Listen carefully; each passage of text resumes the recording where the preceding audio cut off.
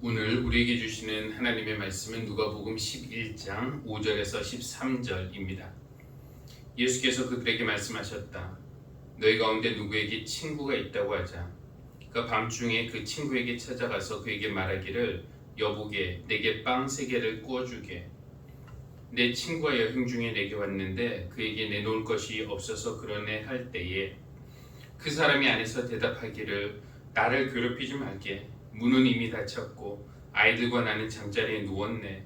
내가 지금 일어나서 자네의 청을 들어줄 수 없네 하겠느냐? 내가 너희에게 말한다. 그 사람의 친구라는 이유로는 그가 일어나서 청을 들어주지 않을지라도 그가 졸라대는 것 때문에는 일어나서 필요한 만큼 줄 것이다. 내가 너희에게 말한다. 구하여라. 그리하면 너희에게 주실 것이다. 찾아라. 그리하면 찾을 것이다. 문을 두드려라. 그리하면 너에게 열어주실 것이다. 구하는 사람마다 받을 것이요 찾는 사람마다 찾을 것이요 문을 두드리는 사람에게 열어주실 것이다. 너희 가운데 아버지가 된 사람으로서 아들이 생선을 달라고 하는데 생선 대신에 뱀을 줄 사람이 어디 있으며 달걀을 달라고 하는데 전갈을 줄 사람이 어디에 있겠느냐. 너희가 악할지라도 너희 자녀에게 좋은 것을 줄 알거든 하물며 하늘에 계신 아버지께서야 구하는 사람에게 성령을 주시지 않겠느냐. 아멘. 사람들은 왜 기도라는 것을 할까요? 아니면 사람들은 왜 기도하지 않을까요? 우리가 기도하는 이유는 내가 뭔가 바라는 것이 있는데 한계를 가진 나로서는 할 수 없기 때문에 더 큰 힘에 의지하여 이루기 위해서 기도한다 라고 말할 수 있겠죠. 기도하지 않는 이유는 또 어차피 내 힘으로 안 되는 것은 안 되는 것이고 되려면 또 되는 것이고 나는 그저 내가 할 수 있는 범위 안에서 최선을 다할 뿐 다른 어떤 큰 힘에 의지하는 것은 나약함의 표시라고 생각해서 난 기도하지 않는다 라고 생각하는 사람도 있을 겁니다. 그러나 기도하고 싶은데 어떻게 기도해야 하는지 몰라서 기도하지 않는 사람도 있을 수 있겠죠. 또 어떤 사람은 너무 바빠서 기도할 수 없고 어떤 사람은 기도하는 일에 내 시간과 정성을 쏟았는데 기도한 대로 되지 않을까봐 내가 실망할까봐 그것이 두려워서 기도하지 않는 사람도 있을 것입니다. 그런데 기도가 무엇인지 누구한테 하는지 왜 하는지 어떻게 하는지 잘 알면서도 기도하지 않는 사람도 있습니다. 그들은 왜 기도하지 않을까요? 제 생각은 이렇습니다. 제대로 기도하면은 자기 자신이 변화되게 되어 있는데 그 변화가 싫어서 기도하지 않는 겁니다. 예를 들어서 내가 꼭 사고 싶은 그런 물건이 있는데 제대로 기도를 하면은 어떤 마음이 듭니까? 그래, 그 물건이 꼭 필요한 것은 아니고 이거는 내 욕심이다 라는 것이 깨달아지고요. 하나님이 원하지 않으신다는 그런 느낌을 받습니다. 기도가 좀 더 깊어지면은 나를 위해 사용하려고 했던 돈을 이웃이나 또 하나님의 일에 사용하고 싶은 본능은 사용하고 싶지 않지만 그것이 하나님이 원하시는 뜻임을 알게 되는 거예요. 그냥 부담이 생기는 거죠. 기도하면은 기도 중에 그런 마음이 생길까봐 기도하지 않는 거 아닙니까? 또 내가 뭔가를 잘못하고 있는데 기도하면은 하나님이 그 일을 멈추라고 하실 것이 뻔하기 때문에 하나님의 그 소리를 듣고 싶지 않아서 기도하지 않는 것이기도 합니다. 기도는 근본적으로 무언가를 요구하는 것이 아니라 하나님과의 관계를 맺어가는 것입니다. 그러면서 하나님의 뜻을 알아가고 하나님의 마음에 비추어서 내 마음을 비춰보고 돌아보고 하나님이 원하시는 쪽으로 내 삶을 틀어서 방향을 바꿔 나가는 것이 이제 기도의 본질이죠. 하나님과 그런 관계를 맺는 것. 이렇게 기도를 통해서 하나님을 알아가고 하나님을 닮아가고 또 하나님의 일에 동참하는 영광을 누리는 것은 더없이 기쁜 일이지만 그러나 세상 욕심을 포기할 준비가 되어 있지 않는 사람에게 기도는 상당히 부담스럽고 힘든 일입니다. 내가 원하는 것이 세상에서의 성공이고 그것이 내 힘만으로는 이룰 수 없기에 하나님에게 기도하고, 안 되면 또 기도하고, 그래도 안 되면 더 정성 들여 기도하고, 끈질기게 기도하고, 부르짖어 기도하고. 근데 그래도 얻지 못해요. 성경은 우리가 구해도 얻지 못하는 이유는 자기가 쾌락을 누리는 데 쓰려고 잘못 구하기 때문이라고 가르쳐주고 있습니다. 우리가 잘못 구하는 것을 억지로라도 받아내면 그것은 복이 아니라 오히려 화가 될 수도 있습니다. 하나님은 우리가 요구한 대로 주시는 것이 아니라 오히려 기도를 통해서 내 요구를 돌아보게 하시고 내 뜻을 내려놓게 하시고 대신 하나님 뜻을 배우게 하시고 하나님 나를 통해서 하나님의 뜻을 이루어달라고 기도하게 하십니다.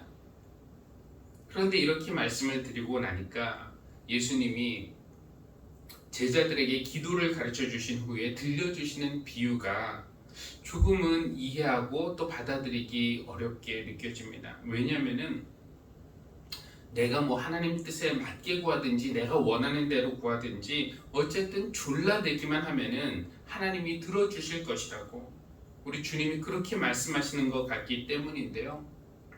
정말 그럴까요? 우리에게 친구가 있다고 합시다. 그가 밤중에 우리 집에 찾아와서 빵 3개를 구워달라고 합니다. 그 친구 집에 또 다른 친구가 여행 중에 왔는데 자기 집에 당장 줄 것이 없으니까 먹을 것을 좀 빌려달라는 거예요.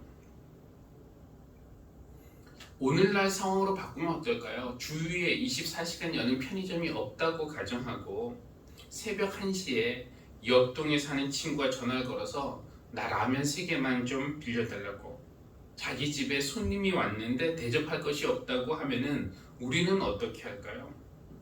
일단 귀찮죠. 겨우 잠들었는데 새벽 1시에 전화로 깨우는 것도 짜증이 나고 그 손님도 꼭 이 새벽에 뭘 먹어야 하는 것이 아닐 텐데 왜 이 시간에 라면을 찾냐며 화도 날 것입니다. 더군다나 아기를 키우는 집이라고 생각해 보십시오. 아기를 어렵게 재웠는데 다시 집안에 불 켜면 아기가 깨지 않겠습니까? 다시 재우려면은 그냥 잘 자면 좋지만 또 30분, 1시간이고 안고 있어야 하는데 말이죠. 잠옷 갈아입기도 귀찮고요. 그런데 예수님은 이렇게 말씀하세요. 화면 보겠습니다. 그가 그 사람의 친구라는 이유로는 일어나서 청을 들어주지 않을지라도 그가 졸라대는 것 때문에는 일어나서 필요한 만큼 줄 것이라고 그렇게 말씀을 하십니다. 정말 우리가 졸라대기만 하면은 하나님이 귀찮아서라도 우리의 청을 들어주신다는 것을 알려주시려고 이 비유를 말씀하시는 것일까요? 그러면은 우리의 요구가 내 쾌락을 위한 것이든지 아니든지 상관없이 야곱이 야복 강가에서 하나님과 씨름을 했듯이 하나님의 바짓가랑이라도 우리가 잡고 매달려야 하는 거 아니겠습니까? 오늘의 핵심어는 졸라대는 것입니다. 근데 저는 졸라대는 것이라고 번역된 말을 조금 다르게 해석하고 싶습니다. 설명에 들어가기 전에 먼저 우리가 이 비유를 잘 이해하려면은 예수님이 사셨던 그 시대 그 갈릴리 문화에 대한 이해가 먼저 필요한데요. 근데 2000년 전이라는 시간적 차이 그리고 지구 반대편이라는 공간을 뛰어넘어서 그때 그들의 문화를 이해한다는 것이 쉽겠습니까만 그런데 꼭 어려운 것만은 아니에요. 우리나라 옛날 시골 문화 생각해 보면 됩니다. 갈릴리는 시골이었는데요. 시골의 특징, 동네 사람들이 서로를 잘 알고 있고 그리고 인심 좋고 손님 오시면 잘 대접하고 이제 그런 곳이 시골이죠. 이 손님 대접한다는 것은 이스라엘에게 있어서는 특별히 중요한 덕목으로 여겨졌습니다. 손님 대접을 잘 못하면은 그 다음날 온 동네에 소문이 나고 그렇게 되면 그 사람은 동네에서 옹졸하고 인색한 사람, 손님 대접할 줄 모르는 인정 없는 사람으로 찍히는 겁니다. 그럼 그 동네에서 어울려 살기가 힘들어지는 것이죠. 여러분, 시골 사람들이 대체로 착하지 않습니까? 그런데 제가 시골에 살아보니까 이 본성이 착해서가 아니라 저절로 착해질 수밖에 없더라고요. 제가 20년 전에 6년 반 동안 미국에서 살았던 동네는 인구가 800명이 채 안 되는 아주 작은 동네였습니다. 그 전까지는 주로 대도시에서 살았는데요. 도시의 특징 중 하나가 익명성 아니겠습니까? 제가 도시에서 어느 식당에 가서 밥을 먹는다고 해서 사람들이 저를 알아보지 못하고, 또 길을 가다가 제 도움을 청하는 노숙인을 제가 만약에 외면하고 그냥 지나간다고 해서 그 소문이 나지를 않습니다. 그런데 시골은 좀 달라요. 제가 한 번은 그 작은 동네에 마을 도서관이 있는데 거기서 비디오를 대여해 주는데 한번 가서 제가 영화를 빌렸습니다. 그런데 그 다음 주일에 교회 갔더니 한 교인이 영화 재밌게 보셨어요? 하고 묻는 겁니다. 아니, 도대체 어떻게 아셨어요? 그냥 알고 보니까 그 교인이랑 그 도서관에서 일하는 자원봉사하는 할머니랑 친구입니다. 그러니까 너네 교회 목사님이 영화 빌려갔다. 무슨 영화냐? 이런 비디오 빌려갔다. 그렇게 이야기한 거죠. 그러니까 작은 동네에서는 영화도 자기 마음대로 못 빌립니다. 아무 영화는 못 빌린다는 거죠. 또 그 동네에 유일한 식당이 하나 있는데 거기에 갔다 오면 며칠 후에 교인이 묻습니다. 음식 맛있게 잘 먹었냐고. 아니, 어떻게 아셨어요? 누군가가 저를 거기서 봤다고 이야기를 한 것입니다. 저희 집 앞에 낯선 차 몇 대 이렇게 서 있으면은 또 며칠 후 교인이 묻습니다. 손님들 오셔서 좋은 시간을 보내셨어요? 아니, 어떻게 하셨어요? 그냥 산책하다가 본 거죠. 시골에 사니까 이웃이 제가 하는 일들을 대부분 알고 있는 겁니다. 그러니까 착해지지 않을 수가 없는 것이죠. 이것도 미국 문화 중에 하나인데, 이 걸스카우트, 어린아이들 걸스카우트에서 어떤 기금을 마련하기 위해서 이제 쿠키를 만들어서 파는데 아이들이 집에 초인종을 누릅니다. 그리고 이제 걸스카우트 제복 입은 학생들이 이렇게 말해요. 우리 걸스카우트에서 행사하는데 쿠키 하나 사주시겠어요? 만약에 도시에 살았다면은 문을 안 열어줬거나 아니면 나는 쿠키 안 먹는다 라고 말을 하거나, 또는 인심 써서 그래 하나만 다오 이렇게 말할 것을 시골에 사니까 그래 5개 다오 이렇게 되는 겁니다. 왜냐하면 그 다음날 소문이 다 날 수가 있거든요. 그 교회 목사님 하나밖에 안 샀대. 이제 그런 소문이 돌면은 목회하기가 어려워지는 겁니다. 그렇게 아이들에게 매정한 목사를 누가 좋아하겠습니까? 이런 것이 예수님이 사셨던 갈릴리 지역의 문화였고, 이 비유 안에 깔려있는 그런 문화라고 할 수 있겠습니다. 오늘 본문에서 문제가 되는 것이 8절에 졸라대는 것이라는 말인데요. 그가 졸라대는 것 때문에는 일어나서 필요한 만큼 줄 것이다.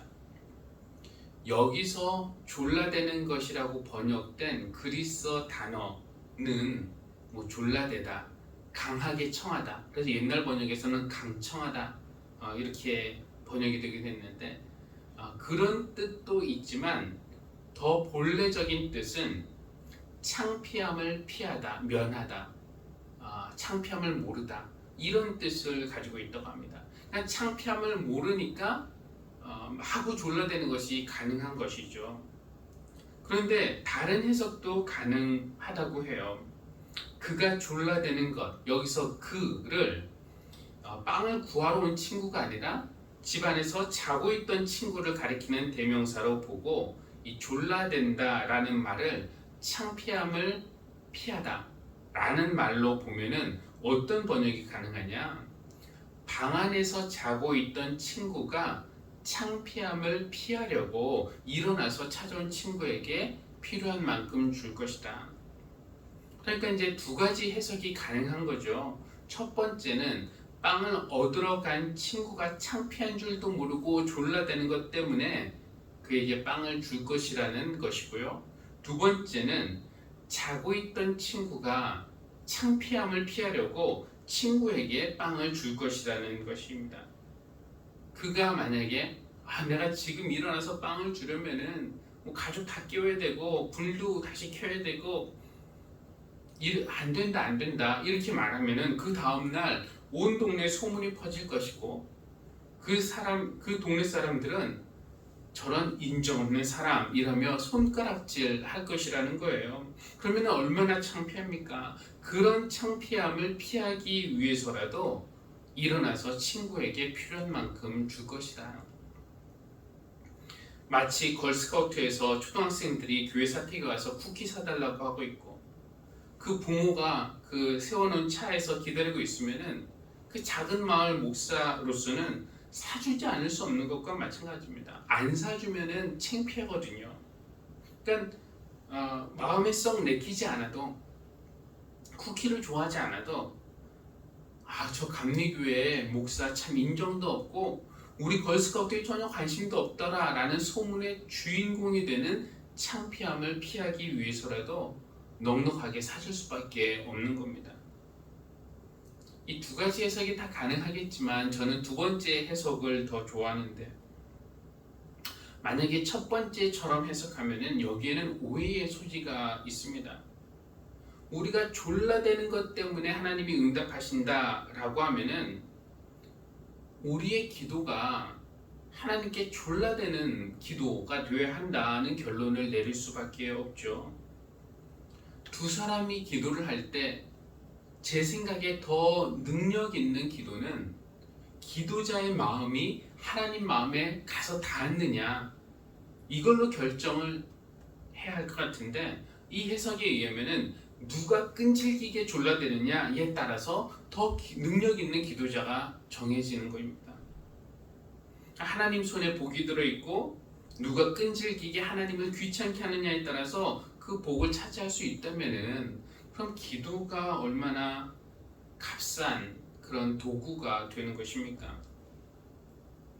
두 번째 해석은 하나님이 당신의 명예를 지키기 위해서라도, 그렇죠? 세상 사람들의 그 조롱과 그 비웃음 이런 것을 피하기 위해서라도 우리 기도에 응답해 주신다는 결론을 우리가 하게 됩니다. 하나님이 자녀들의 기도 들어주시겠다고 약속하셨는데, 근데 우리가 기도해도 하나님이 들어주지 않으면 그 세상 사람들이 얼마나 비웃겠습니까? 아이고, 하나님이 자기 자녀를 돌보지도 않으시네, 사랑하지 않으신가 보다, 아니면 하나님에게 그런 능력도 없나 보다. 하나님의 이름이 세상에서 사람들에게 비웃음, 모욕, 창피함을 당할 수 없죠. 그래서 하나님은 당신의 명예를 지키기 위해서라도 우리 기도에 꼭 응답하실 것입니다. 기도의 본질은 요구하는 것이 아니라 관계를 맺는 것에 있습니다. 우리와 우리의 기도를 들으시는 하나님의 관계는 어떤 관계입니까? 어떻게든 더 빼내오려고 요구하려고 하고, 또 반대쪽에서는 어떻게든 덜 주려고 하는 노동자와 고용주, 주인과 종 이런 관계가 아니라 어떻게든 더 주려고, 더 좋은 것을 주려고 하는 부모와 자녀의 관계, 이것이 하나님과 우리의 관계입니다. 그래서 주님은 우리에게 기도를 가르쳐 주실 때에 이렇게 시작하라고 가르쳐 주십니다. 아버지, 하나님은 우리와 친밀한 관계를 맺고 싶으셔서 기도라는 선물을 우리에게 주신 것이에요. 기도는 우리가 하나님으로부터 무언가를 얻어내려고 귀찮게 졸라대는 것이 아닙니다. 기도가 그런 수단으로 전락하면은 우리와 하나님의 관계가 사랑의 관계가 될 수 없어요. 제가 중학생 때 친구 중에 아주 부잣집 아들이 있었어요. 평창동에 사는 그 집에 한번 놀러 갔는데, 우리나라에 이런 집이 있나 싶을 정도로 으리으리한 집이었습니다. 근데 그 집에서 모든 게 다 신기했지만 특별히 신기한 거 하나를 발견했는데요. 현관 입구에 바구니가 있는 것이었습니다. 근데 그것이 그 친구의 용돈 통이자 부모님과의 소통 수단이었습니다. 친구가 설명하기를 엄마, 아빠, 부모님 매일 밤 늦게 오시기 때문에 거의 못 보는데 여기에 하루에 10,000원은 기본이고 그 외에 돈이 더 필요하면은 쪽지에 남기면은 그 다음날 부모님이 이 통에다가, 이 바구니에다가 돈을 넣어준다라는 것이었습니다. 당시에 제 한 달 용돈이 20,000원이었는데 하루에 최소한 10,000원을 받다니 부러움에 지는 것이라고 했는데 처음에는 정말 너무 부러웠습니다. 저는 이제 기본 용돈 외에 추가로 용돈을 받으려면은 애교도 부려야 되고 안마도 해야 되고 설거지도 하고 구두도 닦고 이래야 되는데 그 친구는 그냥 쪽지에다가 얼마 이렇게 써 넣기만 하면 되는 것이었습니다. 처음에는 용돈의 액수 때문에 그것이 부러웠지만 얼마 지난 후부터는 부럽지 않았습니다. 왜냐하면 저는 부모님에게 애교도 부리고 안마도 하고 구두도 닦고 이러면서 그만큼 부모님과의 사랑이 깊어졌지만 그 친구는 용돈 청구 쪽지 외에는 부모님과 관계를 맺는 게 거의 없었습니다. 여러분은 하나님과 어떤 관계를 맺기를 원하십니까? 내가 필요한 거 원하는 거 그냥 리스트에 쭉 적어서 쪽지함에 넣으면 되는 그 외에는 서로 나누는 기쁨이 없는 그런 관계를 원하시나요? 그러다가 안 들어주시면은 더 끈질기게 졸라대야만 들어주시는 그런 하나님과의 관계를 원하십니까? 아니면 부모님처럼 우리에게 무엇이 필요한지 우리보다 더 빨리 하셔서 미리 챙겨주시고 속히 주시는 분, 우리에게 무엇이 더 유익한지 더 잘 아셔서 우리가 구하기도 전에 더 좋은 것을 주시고 우리가 생각하는 것보다 더 이루시는 분, 우리는 그런 인격적인 사랑의 하나님과 관계를 맺기 원합니다. 기도는 그런 하나님을 만날 수 있는 가장 좋은 길임을 믿습니다. 구하십시오. 찾으십시오. 두드리십시오. 구하는 자에게 가장 좋은 것을 주시는 하나님께서 우리에게 가장 좋은 선물, 성령님을 주신다고 약속하셨습니다. 성령님을 주신다는 것은 바로 하나님 당신을, 자신을 우리에게 주신다는 뜻이 아니면 무엇이겠습니까? 기도라는 선물도 주시고 또 기도를 통해서 우리에게 온갖 좋은 선물, 무엇보다도 하나님이라는 선물을 우리에게 주시는 우리 하나님께 감사를 드립니다. 기도하겠습니다.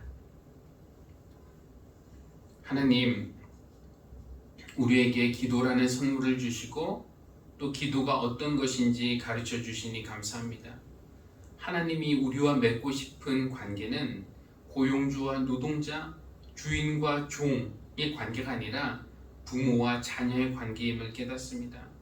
우리 기도의 대상이 되시는 분이 어떻게 하면 덜 줄까 귀찮게 졸라댈 때까지 미루시는 분이 아니라 어떻게 하면 더 줄까 속히 줄까 더 좋은 것을 줄까 애태우시는 분임을 알게 하신 것도 감사드립니다. 우리가 하나님을 사랑하기에 내 욕망을 따라 구하지 않고 하나님이 원하시는 것을 구하게 하여 주십시오. 기도를 통해 지혜, 평안, 건강, 기쁨, 능력 등 여러 좋은 선물들 받지만 그 선물들보다는 선물을 주시는 분을 더 좋아하는 우리가 되게 하여 주십시오. 예수님의 이름으로 기도합니다. 아멘.